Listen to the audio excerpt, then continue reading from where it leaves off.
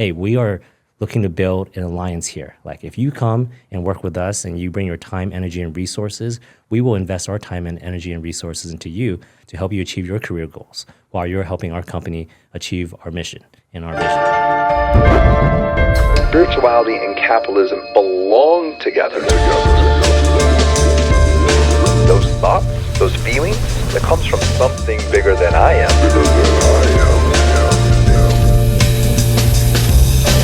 And together I believe we can all grow.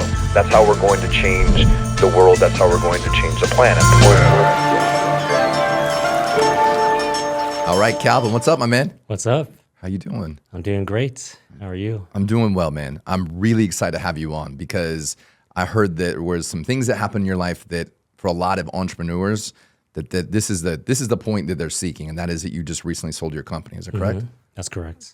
It's been about 7 months, 8 months. How's your life changed since then? You know, the first week was amazing. I was like, oh, got all this influx of capital. But, you know, when you sell your company, your monthly income goes away. Your distributions go away. So it kind of balances out the big distribution you get. I would say the following 6, 7 months leading up to today, my life really hasn't changed that much in terms of what I'm doing with the money. It's more so that I've made decisions to kind of design my future and to take actions towards that. So my life has changed a lot. If you look at what I'm doing today and where I'm at, like I'm living in Scottsdale, but in terms of the exit impacting my life, not too much. You don't think it impacted your life a whole lot then? So as far as going from a place of your day-to-day life, this experience, because a lot of entrepreneurs, you know, they're putting in 70, 80 hours a week and they're shooting for this point in time of this big thing called the exit. But I think a lot of times, at least a lot of guys I've talked to that have sold their companies, all of a sudden they realize that what they need now is cash flow because of what you just said. All of a sudden they're not getting the same distributions, things start to slow down.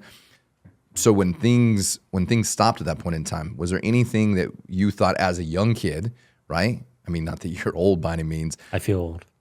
Well, you're an entrepreneur, so you know you put a little bit of time onto your belt during that period of time. But when you decided that you were going to sell your company, and you thought about this as a kid, that one day you're going to sell your company, right? Like that's kind of the thing that a lot of people think about. Was it what you thought it would be? Like when you finally made this decision, did you think that it was going to be different? Did you think that you were going to have less stress? Like what was your thoughts behind this versus the reality of what you experienced? Yeah. So I think I build companies a little bit differently than maybe most entrepreneurs. I have this mantra. I say I build teams that build businesses, and so for me, the only way you can really sell for anyone actually, the only way you can sell a company is if you're kind of hands off by the time you're exiting, unless you want to go with the deal, unless they actually need you. Right. I didn't go along with the process, so I sold the company and I stepped away. Is this the first company you've sold? Yes, actually. It's not the first one I kind of negotiated. There was another one I almost sold earlier in the year, but that deal fell through. So this is the first one I officially got past the finish line. I love that. Serial entrepreneur. Like literally you said, I had another one that I was going to sell, but I didn't get to that one, so I sold this one instead. Yeah, it's kind of funny, actually. That's amazing. And I want to stop you just for 1 second, and that is that you said that. Tell me what you said about your mantra again. I want to really dissect this a little bit. Yeah. So I build teams, or I assemble teams, and the teams build the business. And so many entrepreneurs, even the last year in their business, they are very much involved, and they are kind of like we were talking about scrambling. They're scrambling a lot. But for me, the first couple years of business is really putting together the team, the systems and processes, and really it's the team that puts together the systems and processes. If you hire the right people, you do need to have an understanding of what's good and what's not. But at the end of the day, I lean very much into the people side of the business. And over the past 3 years, it's where I've kind of built up my skill set around organization and leadership and inspirational leadership, to be specific, and systems and processes. But for the majority of my entrepreneur journey, it's really all about how do I find people smarter than me who can do all the parts that are required to run a successful business, and just make sure that I take care of them.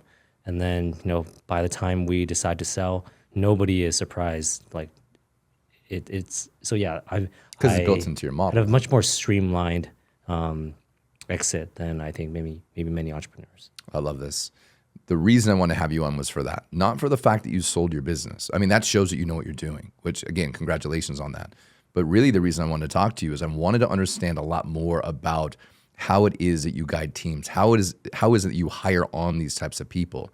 So if you could, let's say for instance, you and I today are going to start some kind of business. Like what kind of business you want to start? Like, let's just pretend that you and I today, we're going to open up a company. What kind of business? Yeah. What kind of business you want to open up? Probably not this one, but the first business that popped into my head was a laundromat. A laundromat. Okay. Let's say we set up a laundromat. All right. And now you told me just a second ago that what you do is you build teams. And those teams are very well aware of what you're going to do and how you're going to do it. And it's all about like personal development. So we set up a laundry business. What's our first steps? Okay, this is probably not the business I would actually start. All right, let's start another business but we could use this one, for example. Because there's people at home, right? There's people. The reason I want to talk about this is because there's two sides. One, you've got people that have got big businesses, which one of the things that is always the one thing you can't control a lot of times is talent, is staff members, is employees, team members, right? But when someone's starting a company from day one, if they can learn some of the things that you've learned and they can then utilize those techniques to be able to help their businesses grow with obviously the success you've already had, there are some things that you know that I think a lot of people don't realize how important it is to hire on the right people. Like it's so important, you know what I mean? Take time to hire and be very quick to fire. So what kind of business are we starting? Let's go back to it. Okay, but just so we don't jump off of the laundromat, the reason why I said that probably won't be the next business I start is because the vision of starting a laundromat company is not that attractive to the top talent that I want to work with. And so any business I start today, for example, we're doing a marketing agency now, so we could use marketing agency as another example. I just sold one, but it's okay. We'll use that one. The first step is how can we set the vision of the marketing agency to be so big that it'll be attractive to many people out there who are looking to work for a marketing agency or just want to get experience at one. So very similar to what Elon Musk does, because he shoots for these big ideas, something it is where someone's like, man, I want to be part of that. Exactly. And I can relate to this. You have to have this problem or this something that you're trying to solve that people can get really passionate about it. Okay, so going back to the marketing agency, right, the media agency, what is the vision? What is so big about this vision? People are like, I want to work with you versus say Google.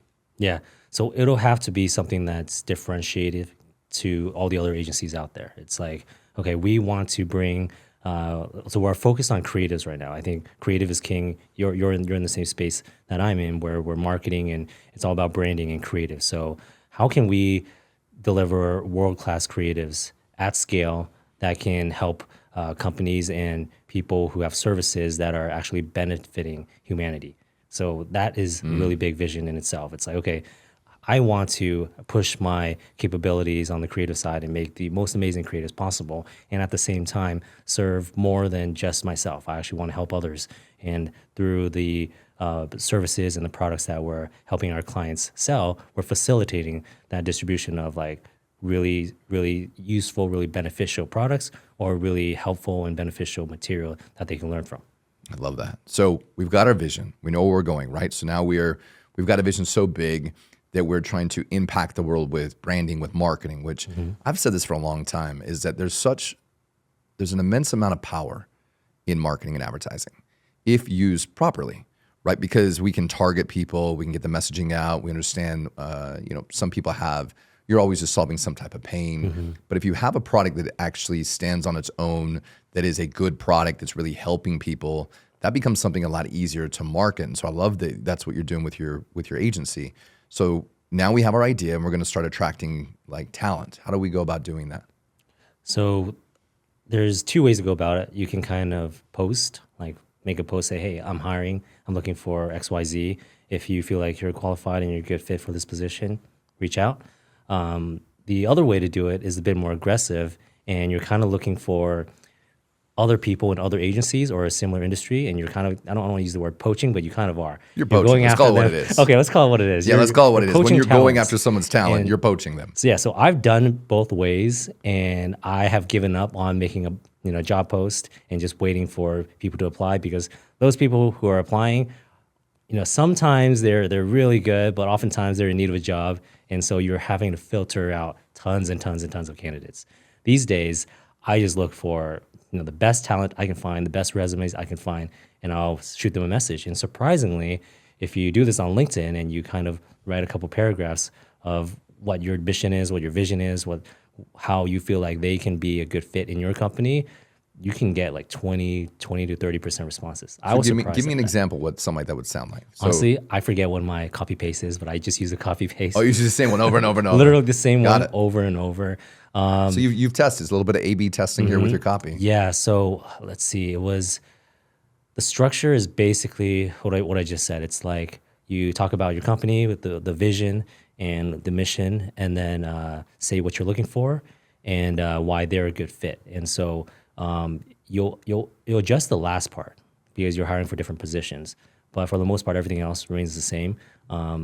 And once you have those responses, I usually just say, hey, if you're available, let's hop on a call. I don't even try and build rapport or anything. I just say, let's hop on a call. And like 80 to 90% of the people will hop on a call with me. And then the call is where the magic happens. That's how you close someone and get them bought into the vision and the mission and everything you want to do. Well, we've got you here. So let's hear about the magic. Okay, so this one, honestly, this could take the rest, our entirety of this. I mean, listen, if the episode. value is going to be there that someone can learn from this and they can apply it into their own companies, or if they're going to hire on somebody, the value that is there to bring on the right person. If you're at home and you're listening to this or you're watching this, grab yourself a piece of paper, grab yourself a pen, and really start to take down these notes, because what he's about to lay out here, he sold a company. How many people at one point in time did you have working with you? 40 to 50. 40 to 50 people. How many people have you hired on in your lifetime? Oh, over 300.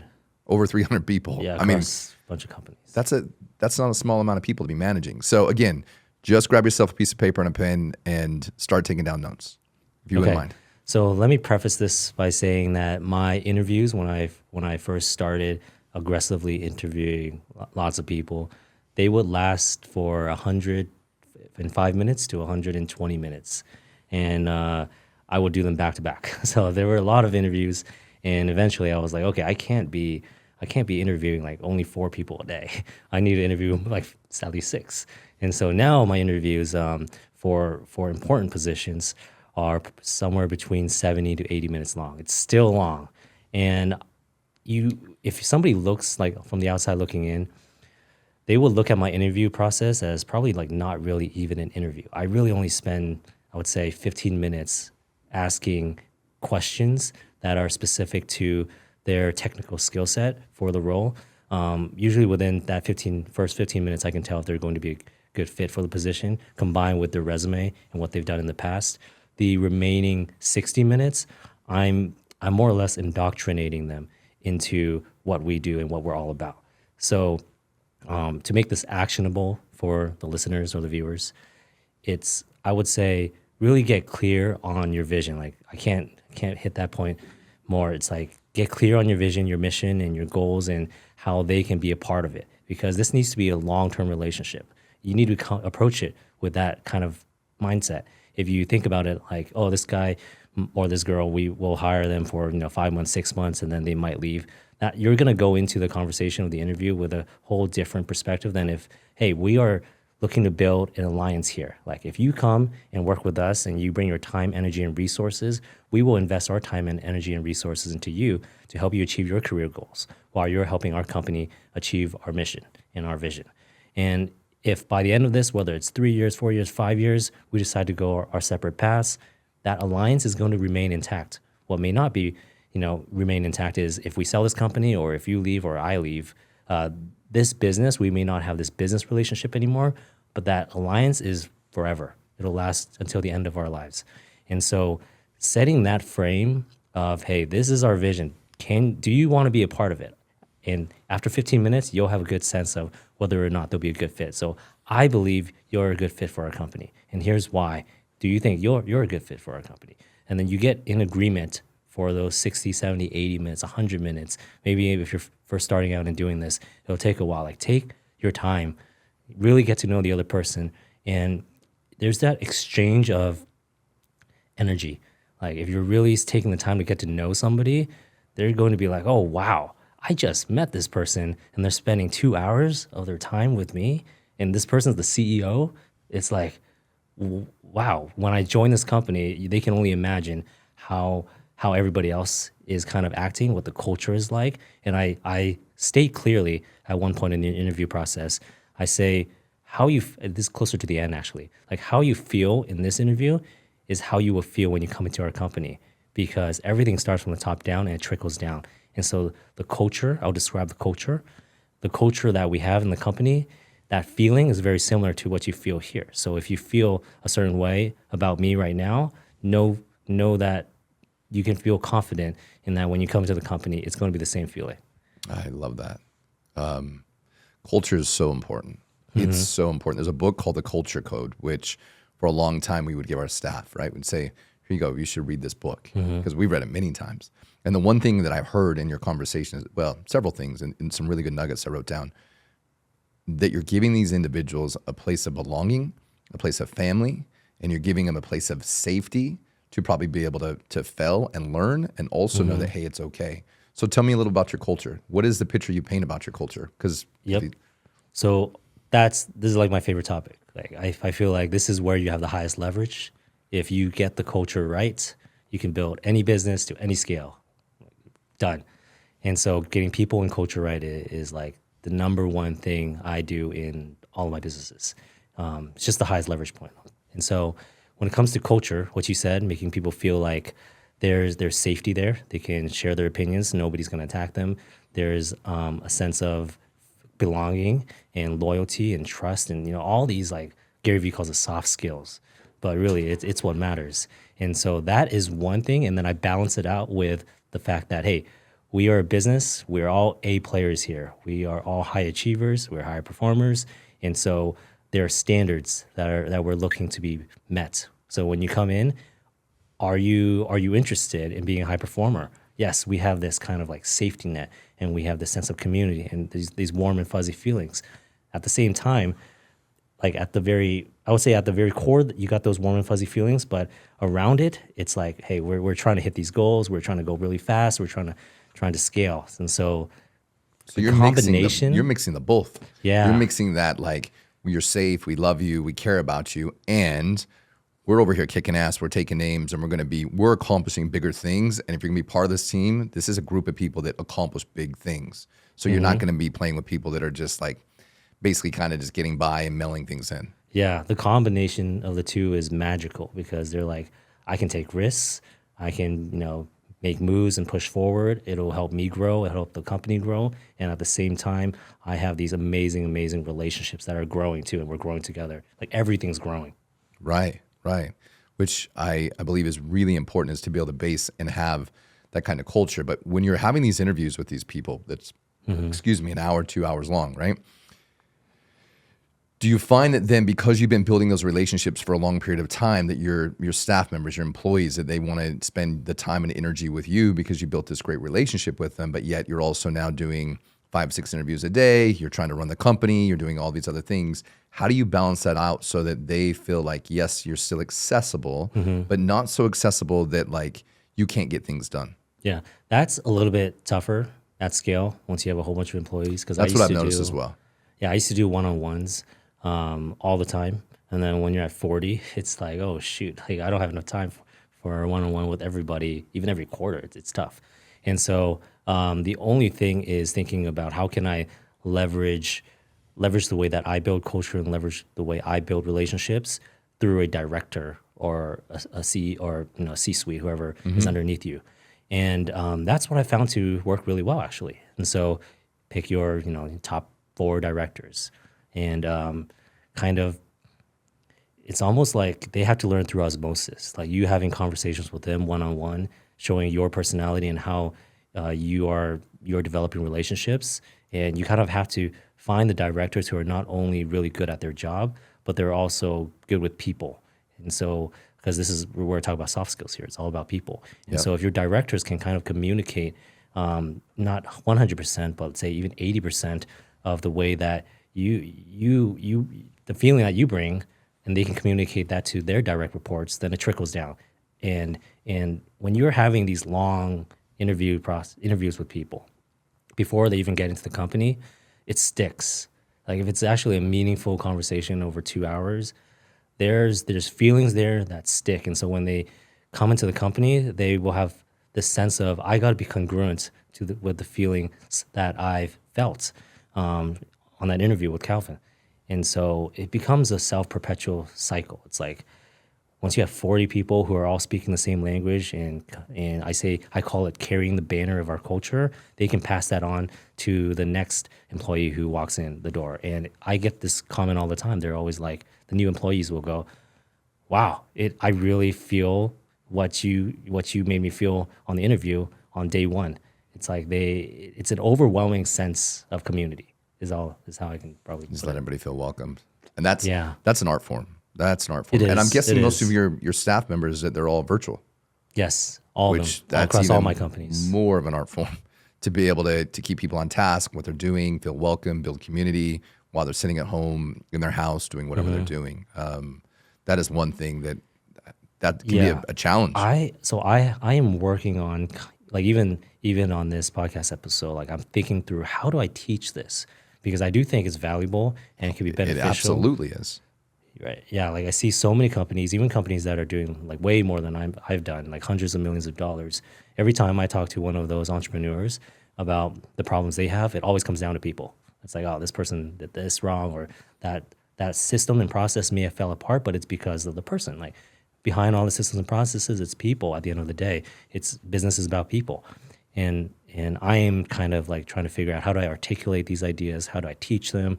How do I make it like in a bite-sized format so that they can get it and implement it and it's actionable right away, which is why hopefully some of the things that I've said so far are I would say they actionable. are. So tell me this. So if I was thinking about an entrepreneur that's never ran a business before, what's the first person they should hire on?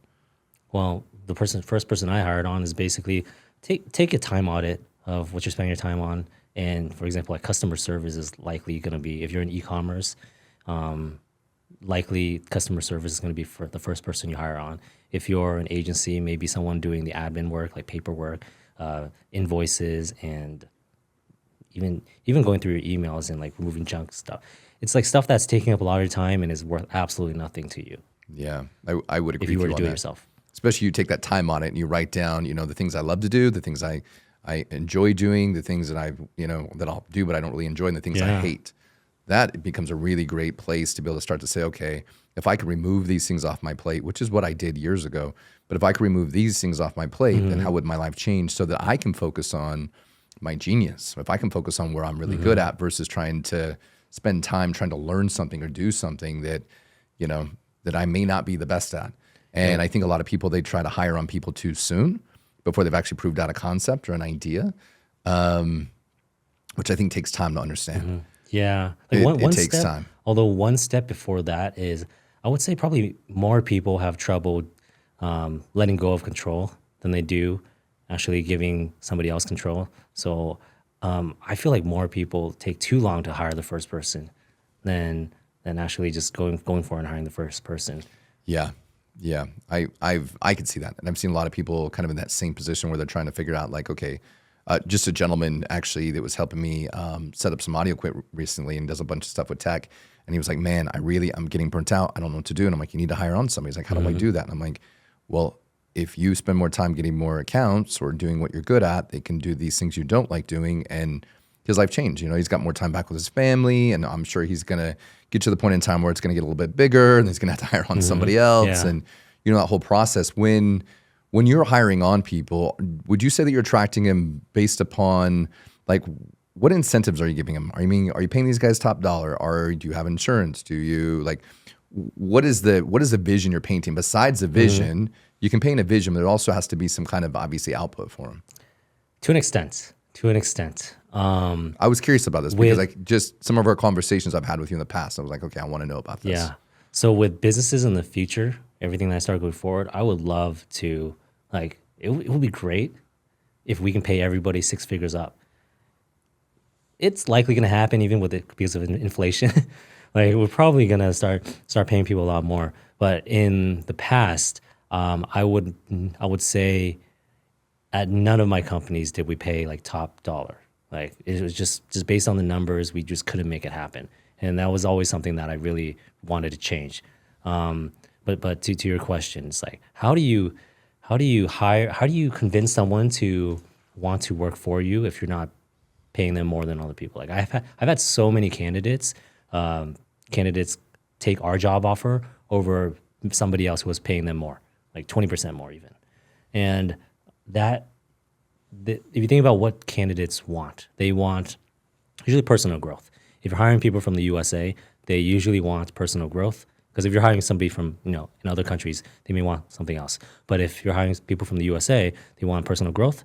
They want to make sure that their living expenses are taken care of and their family's taken care of. And so that usually involves a form of maybe like health insurance or just good salary. And they want a work-life balance. I get that a lot because they oftentimes, somebody, especially if they're experienced, they would have worked for a boss who have taken advantage of their time.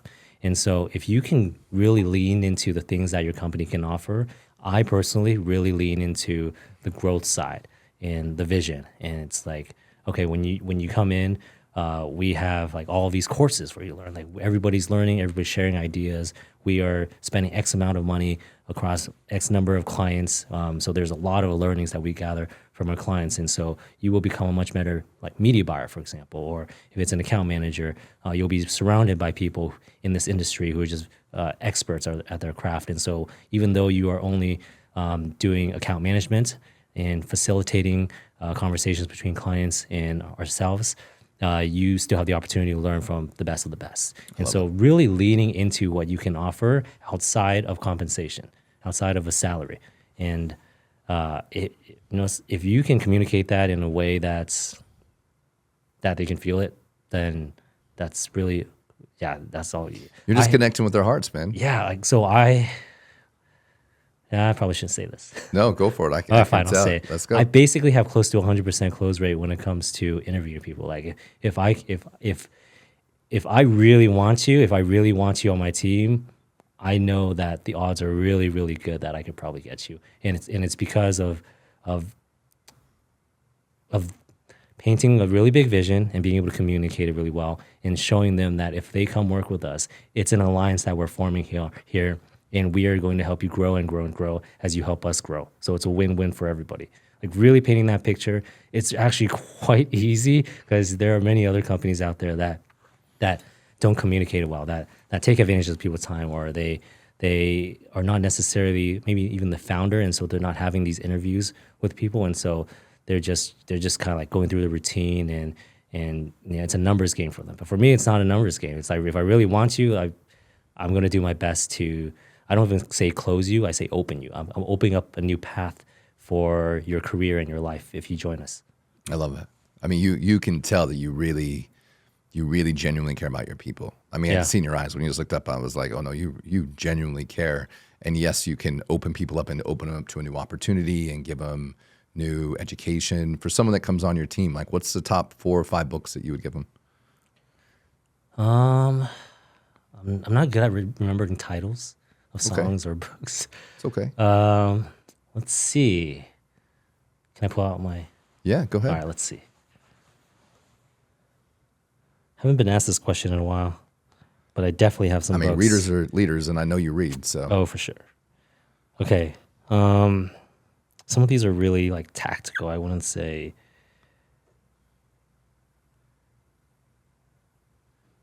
Culture Code. You brought that up. That was a good one. Oh, yeah. It's a great one. Okay. So actually, there's been interviews where I have recommended books, and these were the ones I recommended. So I mentioned Gary Vee earlier about his soft skills. He wrote a book called 12 and a Half. I feel like not too many people are familiar with it. That one just came out a while ago, didn't it? It did come out a while ago. Yeah. He actually sold a bunch because he gave away NFTs when you bought like Oh, did he? So many books they gave away a free NFT. Yeah, brilliant. Nice. Well, this is a really good book because he does a really good job articulating the soft skills that you want to have to be successful in relationships, whether professional or personal. And if we're talking about business, it's a people. Business is about people. And so this book, And it's a simple read. I mean, it's a simple read. It's a really simple read, yeah. It's a simple read, and it kind of gives you clarity on things that you may not have thought of or considered in the past. It's like, oh, I didn't realize that empathy. I wasn't using enough empathy, or I wasn't, I need to dial back my aggressiveness on ambition, or things like that. It's like understanding how to mix all of these soft skills together to achieve the outcome that you want. That's a good book. No Rules by Reed Hastings is a book that I really like. I have not read that one. So it's Netflix and the Culture of Reinvention. I like this one a lot, and it resonates with me a lot because I'm the type of leader who likes to give people control and power to make their own decisions. And so at Netflix, they, in a lot of organizations, power and control is centralized around like the top or one person or two people. At Netflix, it's just spread out. Like people who are on the front lines can make $1 million decisions. And I love that because as a leader, I want to make sure that there's no obstacles to us acting fast on something that will make our clients more money. And so if those people who are on the front lines, our media buyers, our account managers, can make the decision without having to ask their director or ask me or anybody else, go for it. So I love that. And in that, Netflix. with your employees and your staff members, if they make a decision that's a big decision, obviously, I'm guessing you probably have guardrails in place so they're not making such big decisions it's going to cause chaos in your company. If that decision fails, is it something we learn from? Is it something that they take full accountability for? Is this something that you're like, hey, you made the decision, it was a little bit much, and we're no longer going to have you part of our company? Like, how do you treat those when it doesn't go the way you want it to? Because I can see that also creating a lot of chaos. And Netflix is interesting too because you can take off as many days as you want to. I read that and I thought, how does that work inside of an organization? I mean, those employees have to have such respect for that organization because if everybody takes off, then there's nobody there. Yeah. So a few answers to that. The other thing I forgot to mention in the beginning was other than vision, it's also values. So I spend maybe 20 minutes communicating our values. What are your values? We'll jump back to the other question in a second. There's quite a few of them, but some of the ones that are super important to us, it's like we provide a world-class experience for our clients. And back at my agency, we didn't call them clients. We actually called them investors because our clients are actually investors because they're investing their time and they're investing their money into the ads and into us paying our fee, and they're looking for a return, right? And so as an investor, you're looking for a return. And so that kind of shifts the mindset. When we use that language, it changes how we perceive them and we treat them as a little bit different than if you just thought of them as clients, at least for us. And so that's one. Another one is next step philosophy. That's one of our values. It's like, okay, don't just bring problems to us. Bring a next step philosophy. So like, okay, if you're bringing a problem, what is the next step so that we can get closer to the solution? And so there's a whole list of values that we have. But it's important though that you're like part of having an organization, a company, a culture is you have to have these values. I mean, my value in that thing is if you're going to bring me a problem, bring me a solution. Yeah. Like, don't bring me your problems. I don't want your monkeys. But if you have solutions, you want to say, here's the problem, but here's a solution. All right, cool. At least we can talk about it. And I'm not sitting there trying to handle someone else's problem because it doesn't build, it doesn't give someone the ability to think. Exactly. And if you can Google something and you come to me with your problem, we're gonna have a different conversation. Yeah. Because it just means you're not thinking. Yeah. So when you get clear on these values, people know, oh, I can't just like bring problems to this guy. I should have solved it myself. And then another value we have is like, we are a risk-taking company. Like we're always experimenting. Like if I'm talking about the agency, even have some e-commerce companies where we are testing products all the time. It's always testing. It's always getting data and then seeing what works. And so of course we're probably going to have a bunch of things not work and fail, quote unquote fail. But those are just like an upgrade. We say those are just learnings. Yep. And so I communicate that on the interview. Like, hey, I want you to voice your opinion on calls. If you're not going to speak up on a call, then don't be on the call. And I tell them that we are a company that are always looking to innovate here. We're looking to get creative. And so I want you to bring new ideas, no matter what you think of them, just bring them to the table. We'll test them. And if they don't work, they don't work. And so when you mentioned ownership, we take ownership in that, but we also have them take ownership too, because we don't also want them to like take crazy risks and have it like completely flop, Right. knowing that it was probably a bad idea in the first place. And so these are the guardrails. Having values help you navigate all these situations that you can't even think about or have considered ahead of time. So, and I appreciate that answer, and I absolutely can agree with you on that. You've got to give people enough autonomy so that they can go out and make their own decisions, but also enough accountability so when it doesn't go to the way that they thought it would, that they can go like, okay, here's how I'm accountable for my decisions and choices, as much as here's what I did, and celebrate that as well. Yeah, celebrate. That's just real quick. We celebrate when somebody does something that's in accordance to our values. We celebrate them. Like we give them a high five or a virtual high five. I know of some people who take it even further, where they actually everybody gets like credits that are worth kind of like money. Yeah. And if you see somebody doing something that's in accordance to your values, you give them a credit. And so at the end of the quarter, at the end of the month, they can cash that in and they get. I love that. Get And I mean, that's something so simple and so Yeah. easy. Are you familiar with the EOS model? Yep. What I like about that model is that if all of a sudden they're not, your organization is not doing something based, or an employee, I should say, or someone on your team is not doing something that's based upon your values, you can make it and you can say, listen, the value right now, right, whatever that might be, right? Maybe it's you're not giving our clients a next world class experience like you shared. We got to talk about that and then start to shift that. And so if they then in the end decide that they're not going to do that, and you've tried to work with them on that, it's no longer about you getting rid of them as the bad guy. It's simply saying, hey, listen, like you didn't, our value is this, and you didn't decide to do that. And so I'm going to have to ask you to go find another place. We love you. We care about you, like you said, but I have to find you another place where you can, that you can actually do that. That you can go and you can experience what it is you want to experience, because it just doesn't fit our value system. Exactly. We have another value that is nobody should be surprised that they're getting fired. Oh, so if they're going to get fired, they great should value. know like 1 month, 2 months, 3 months in advance, because we're going to help them recalibrate. And if they don't recalibrate, well, they already know it's coming. They're very clear on it. And the other value that balances that out is the alliance, right? Because we want to incentivize them to know that even if they leave the company, as long as they leave on good terms, we are going to be good. Like I'm going to help you out if you're looking for another job, Right. if you're looking to do a business, or you're looking for investors or whatever it may be. That alliance is there. And so that leads me to my other book. This is a really good book, and it's really short. It's a really quick read. It's this author is also named Reed, but it's Reid Hoffman, and he wrote the book The Alliance. The Alliance. Have you read this that one? one either? No, Okay. but I'm going to. All right. This is probably whoever listens to this. This is a great tool to use in your interview. I noticed that when I use this tool, people will get chills or they'll get goosebumps. You'll notice that they'll just go, "Oh shit!" And so, if you want to hear it's short. Let's go. Why would I on not the want interview- to? Okay. I'm sure people at home want to hear. I mean, you want to hear what he has to say, correct? So let's pretend that I'm interviewing you. And at this point of the interview, it's probably like 45, 55 minutes in. I'll talk about the alliance. I'll be like, Tesla, SpaceX, Yelp, LinkedIn. What do these companies have in common? They're on purpose. What else? Tesla, they have great leadership. They have great vision.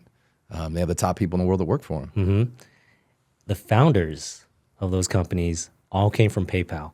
They were either owners, founders, That's right. partners, PayPal or Mafia. employees of PayPal. Exactly. Yeah. They were known as the PayPal Mafia. And what happened was, after they all left PayPal, they all stuck together in the form of a mafia. And they helped one another. They were either business partners or investors or just supporters of one another. And so we're looking to do the same thing here. At my company, we don't call it the mafia, but we call it the alliance. And so when you join our company, we are looking for you to invest your time, energy, and resources into us to help us achieve our goals. And in return, we are going to invest our time, energy, and resources into you to help you achieve your career goals or business goals, whatever they may be in the future. And if at the end of this journey, whether we go on the same path together or we go on separate paths, as long as we are happy and we feel like we've delivered really good value to each other, then we're going to stick together, and I'm going to help you out. And I'm going to help you achieve whatever you want to achieve. That's like a mic drop moment. Like that is so so powerful, because if you look at Elon Musk, when he was, building Tesla, and he was sleeping out on the floor where they're making all the models and all that, and he's having some really hard times. He goes back to the guys from PayPal and he talks to them, and he has this like alliance-y, as you said, or this mafia in this case, to have that. I mean, what you're building, you're not just building culture, you're building something way deeper than that. You're building community. Yeah. And So that's to the core of human beings. No wonder you 100% close people. Nobody's heard that before. It's so powerful that you have to do it with good intentions. Of course. If you're not genuine about it and you're not, walking the talk and you're just talking the talk, there's going to be long-term negative side effects. You're not going to. Well, it's going to be damaging for the other people, and it's going to be damaging to your reputation. So you actually, if you use this, use it with caution. Like, you actually have to mean it. And there was one other thing that I wanted to say, but I'm blanking out now. It'll come back to me.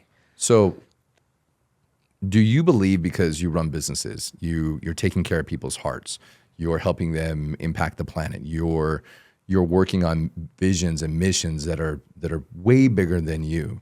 Do you believe that some of this is guided by a higher purpose, a higher source? Do you believe that you're co-creating with, called the universe, God, something bigger than you?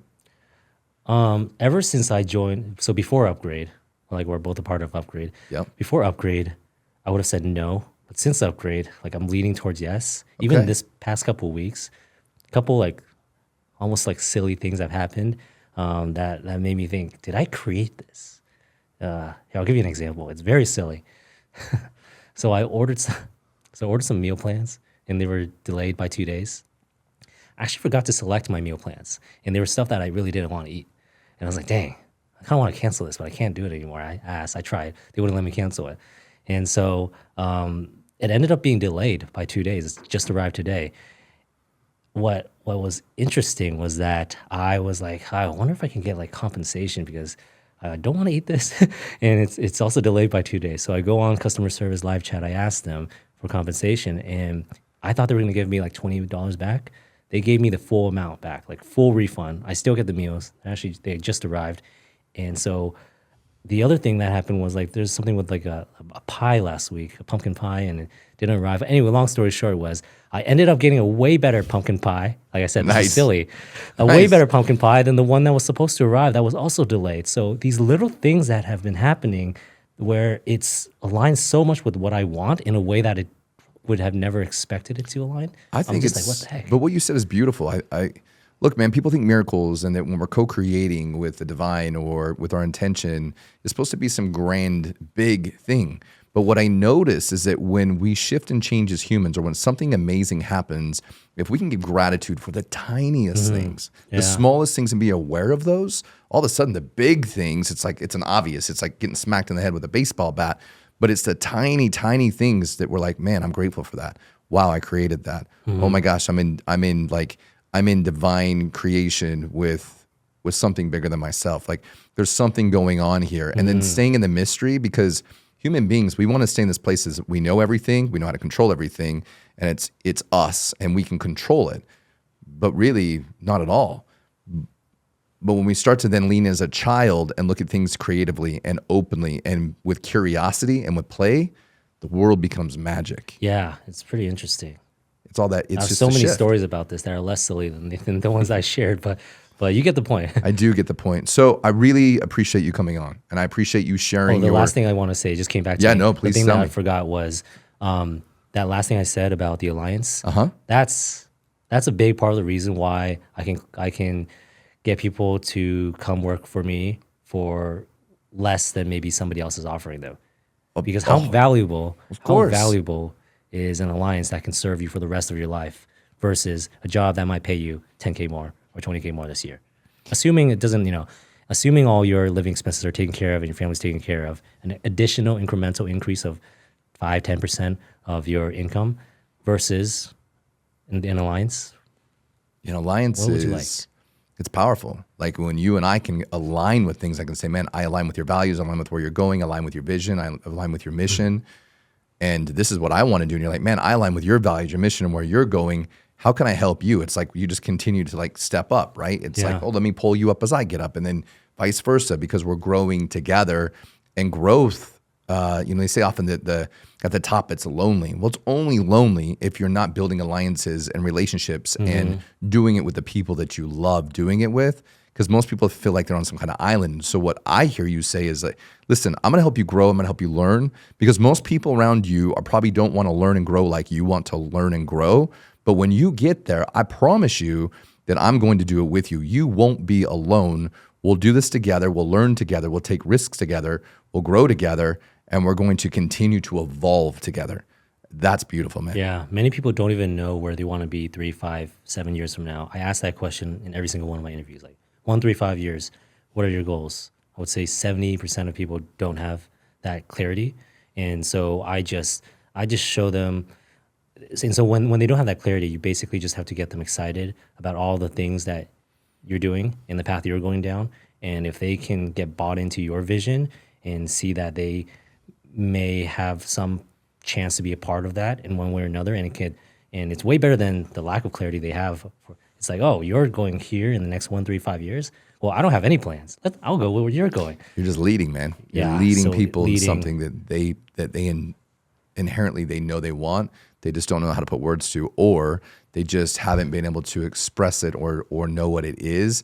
And they say you have to have a vision that's bigger than yourself, or something that scares you. And if somebody can come out as a leader and say, hey, this is where I'm going, this is what I'm doing, people are like, whoa, you want to go to the moon? Whoa, you want to, we can go on with Elon Musk for a long time about this stuff, or a lot of other really amazing leaders in the world. They're showing people a direction that you can go, that they know they want it, but they don't know how to get there. But they're really happy to follow somebody else do it, because they're always told, like stop at a stop sign. When the alarm clock goes off, get up, be at work at 7 o'clock. Like, that's the difference, I think, in that mindset, employee mindset, versus somebody that's running a company, or someone that's going to lead people because they know where they're going. And guess what? Most leaders don't always know where they're going. They're just crazy enough to say, this is where we're going. Don't know how we're going to get there. But if you want to, maybe we can like lock arms and get crazy together and charge toward excuse me, that we can charge to an area or to a end target of where we're going. Yeah. And that is a large part of it.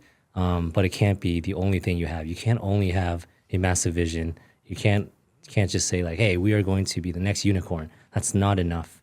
If you really want to attract experienced talent who have a discerning eye, the only way you're going to be able to keep them, you might be able to attract them for a short period of time, but the only way you can keep them and retain them is by being a person with great character and someone who actually has the skills to build massive companies.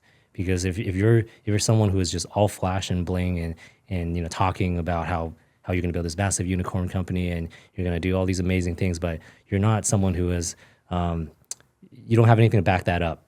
Yeah, you have to have the You're hard not going to skills be behind able to retain talent. So like we talk about all these things, it's yes, you need to be able to communicate the vision and the values and the alliance, and like there's a couple more things that I say, but you can communicate all these things, but if you're not actually someone who can uphold all that over the next year, 2 years, you're just going to lose people. You're going to have a high churn rate. If you don't want that, work on yourself first, and then work on getting clear on the vision and the mission and the values and all that stuff, and then work on how you can communicate that. Actually becomes much more easy once you've worked on yourself, because now you have the confidence and now you know that you're not just talking the talk, but you can walk the walk, and it becomes way easier to communicate. Last thing I'll say is, back in middle school, there was one point, well, actually high school, there was 1 year where I read like 100 business books. It's a long story, but I read 100 business books about everything except for leadership. Every single time I saw a book that was about leadership, I discarded it. And so if you're listening to me talk and you're thinking, oh, this guy's a great leader, or maybe you're not even thinking that, but let's say you are. Let's say that, okay, this guy's built businesses and led teams. He must have been born with it.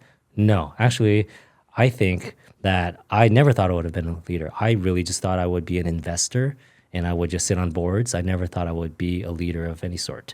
But what has helped me a lot is having the soft skills. Read that book by Gary Vee. Really, really maximizing the skills of curiosity, empathy, trust, loyalty, being a good listener, caring, like all these soft skills. If you can max out the traits that Gary talks about, and if these skills that really help you develop relationships, it's so much easier to be a leader, because there are different types of leaders, and I can only speak about the way that I've developed my leadership abilities.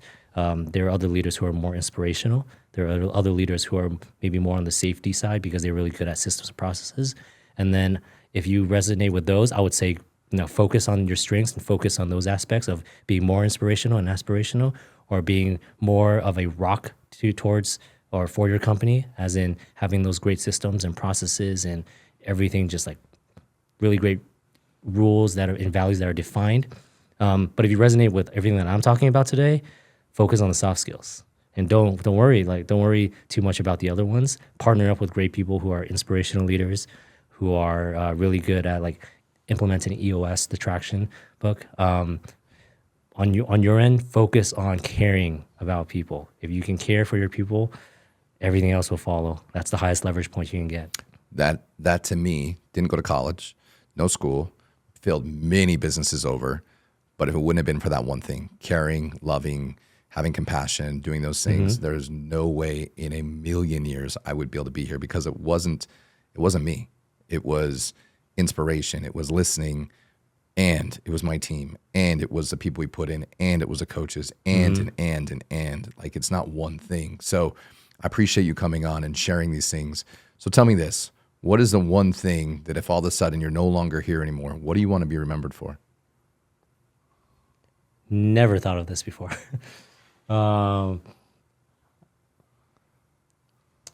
So I've learned that I derive, like, my identity is not attached to any of my businesses or anything that's not attached to business. My identity is more so attached to the relationships that I have.